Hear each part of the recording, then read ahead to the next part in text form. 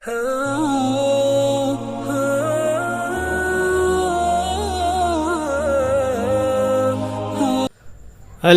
لله الأكرم خلق الإنسان وكرم وعلمه من البيان ما لم يعلم، فسبحان الذي لا يحصى امتنانه باللسان ولا بالقلم، ونشهد أن لا إله إلا الله وحده لا شريك له، ونشهد أن سيدنا ومولانا محمدا عبده ورسوله الذي أوتي جوامع الكلم وكرائم الحكم ومكارم الشيم، صلى الله عليه وعلى آله وأصحابه نجوم الطريق الأمم. أما بعد، فإن علم الشرع والأحكام هو أعظم فرائض الإسلام، ومن ثم أمر وحض عليه تعليما وتعلما، فقد قال رسول الله صلى الله عليه وسلم: بلغوا عني ولو آية.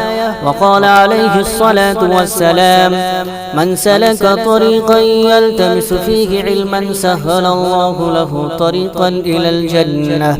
وقال عليه الصلاة والسلام: من يرد الله به خيرا يفقهه في الدين. وقال عليه الصلاة والسلام: إن العلماء ورثة الأنبياء، وإن الأنبياء لم يورثوا دينارا ولا درهما، وإنما ورثوا العلم، فمن أخذه أخذ بحظ وافر. وقال عليه الصلاة والسلام: طلب العلم فريضة على كل مسلم. وقال عليه الصلاة والسلام: من سئل عن علم علمه ثم كتمه ألجم يوم القيامة بلجام من النار. أعوذ بالله من الشيطان الرجيم.